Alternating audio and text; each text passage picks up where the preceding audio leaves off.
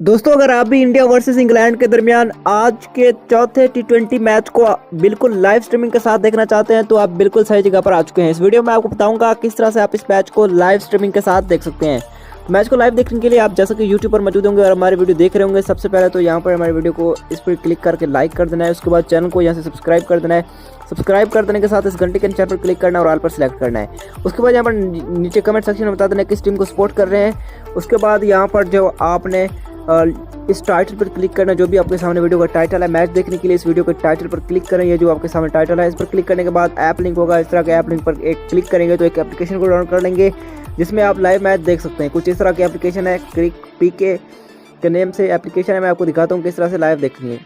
तो आपको यहाँ पर पे टीवी स्पोर्ट, उसके बाद जियो सुपर, सोनी 6 HD, उसके बाद यहाँ पर नीचे आपको विले टीवी, स्काई स्पोर्ट और आपको स्टार स्पोर्ट लाइव देखने को मिल रहा है। इस पर लाइव देख सकते हैं।